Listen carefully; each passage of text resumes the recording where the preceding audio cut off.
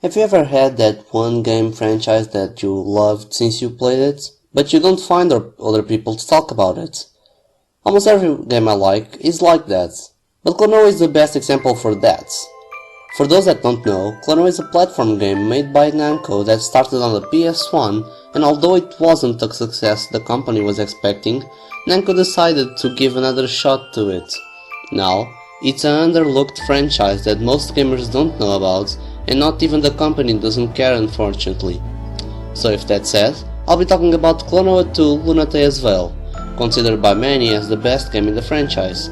It was released for the PS2 in 2000 and it's not available elsewhere. Either find a copy in second hand, pirate it, or emulate it on your computer. I'm DreamMare and this is the 2000Explorer series, where I go back to the 2000 eras of video games to see if they have aged well or not with our internet culture of nowadays.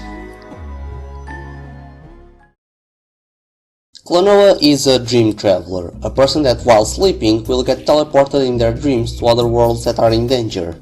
In this case, he is teleported to the sea and gets rescued by two people, Lolo the priestess and Popka. Although they want to talk, the monsters in the storm are approaching, so they decide to run to a safe place. With the help of Klonoa, Lolo is finally capable of ringing the bell in that storm, officially becoming a priestess. With that, they decide to see the High Priestess that will give Lolo her first mission. Ring the Harmony Bell in the four kingdoms of this world and get the power inside of them. With that power, she will be capable of containing the evil. However, a bandit called Leorina and her partner Tat are also after the power of the bells, and Klonoa will encounter her multiple times throughout his adventure. They are the contrast for Lolo and her character arc. In fact, this is a kids game with actual character arcs, which didn't surprise me that much since this is a PS2 game with some big cutscenes at some points. But what surprised me is that this character arc, although simple and somewhat this is an anime character arc plot, it was well done enough that anyone could follow the story and understand its meaning really easily. Klonoa himself doesn't have a character arc, he mostly reacts and goes to action when he sees Leorina or the possibility of people in danger. He has a flat character arc, a character that doesn't develop himself, but other people and world around him. Most characters in this story have some kind of development thanks to Klonoa, in a non-direct way, which I appreciated. Although Lolo is a semi-direct, but the problem isn't Klonoa, is Popka. Now, the story is good and I won't give any spoilers, but one thing that aged is the presentation of the story. It really feels like the cutscenes have a little flow and the characters aren't expressive enough to really show the emotions they are having. And I know this is a game from the year 2000, but look at games just 2 or 3 years after and you can see already the difference between those games. And sometimes it just looks bad. I always looked at Klonoa's mouth in this cutscene and thought, wow, why is it looking like this here? It looks wrong. But don't think that the graphics affect the presentation or gameplay in a bad way, because to be honest, these art style and limitations are basically what I always liked in early 3D games. It feels like a Nintendo 64 game with better lighting and resolution. It's cartoonish, but with enough detail into the worlds that I'd really want to walk around this place. The amount of structures that you can find throughout your journey are spectacular. The example is in the first or second stage, where you can see the Mother Goddess Claire's statue. But what I think that really helps the graphics is how colorful the world really is. The caves are always a darker but cozier version of the open places, the amount of strong colors to the impression of lights in each part of the game that show how much danger in the area and story is happening. It's just well done, it's diverse, even if it uses some stages again in the last few stages. The music also helps to give this mystic and cozy vibe in the early game, but when excitement, sadness and desperation moments happen, the music goes for it. Unfortunately, I believe that some compositions are a bit generic. Not bad, mind you, just I don't think they have such strong melodies that can be stuck in your head. I'd shout out the Seaway music as the most catchy and well done melody in the entire game.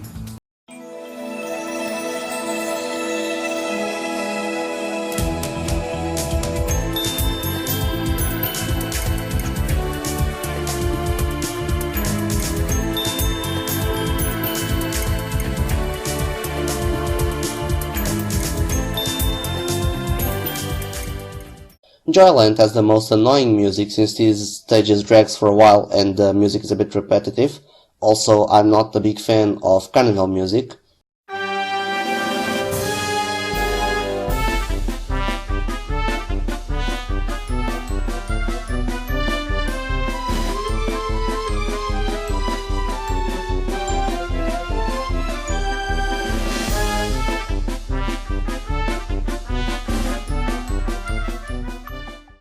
Volk Factory and Echo of the Factory for being the most lava-themed song, but with some instruments that represent the metal structure that you are in.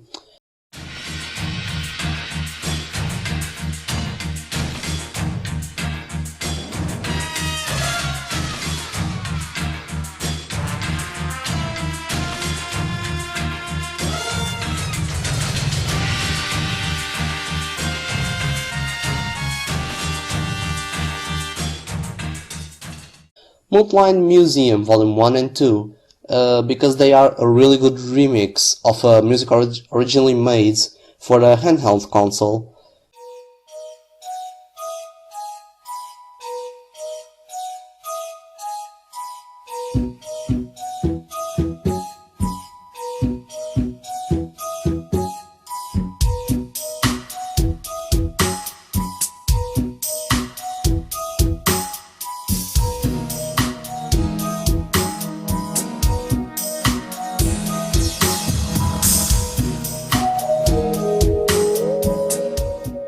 And Sorrow Revives for being a great example of how to reuse a song from the start and remake it to show how far the story is really going.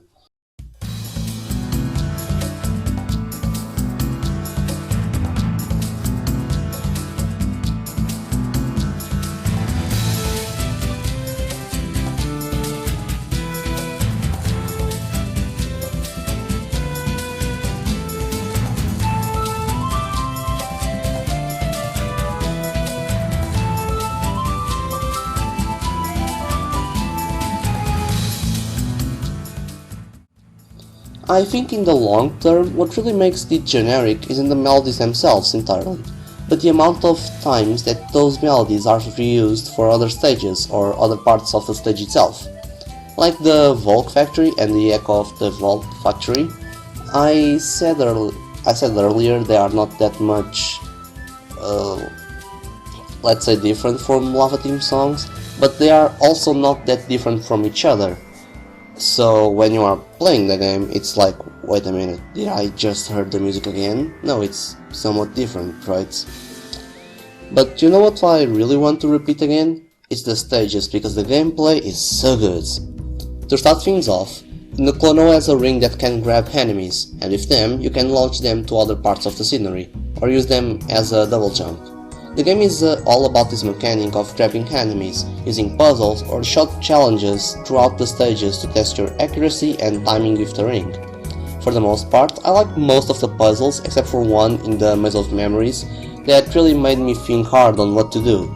And the challenges are very diverse, like going through a bottomless pit only using enemies that fuse so that you can launch the last fusion into a button that will activate one of your objectives, and much more. And the gameplay is simple but well done. Its true potential comes from completing the game 100%. To do that, you need to get all 6 pieces in a stage, and if that is done, a plushie doll will be on inventory in the menu. Getting all dolls will give you a special stage that tests you to the limits. In general, the best description I can give about this game and franchise is that it's like a Kirby game, but with more story and less content, but with equal amounts of fun and interesting visuals. Did this game age well? Yes, but the presentation of the story isn't that good, not for that time standards, and especially not today's. Do I recommend this game? Absolutely! If you want something like Kirby but with different mechanics, then it is the franchise for you. I recommend as well the first game and its remake on the Wii, and the Game Boy Advance games, although I think they lack the story part comparing to the console games. With that said, the worst part about this franchise is that it's not a lot of people seem interested in what it's presented. It kinda looks like a knockoff mascot character for some people, in a time where gamers wanted to see more realistic and interactive games. Not only that, but the market was finally getting out of the 2D platform genre that was saturated for the longest time. With that said, this is a game that aged well, especially comparing to its realistic rivals like all GTA 3D games and FPSs. I'm DreamMare and this was the 2000Explorer series second episode. Have a good day, afternoon or night. Goodbye.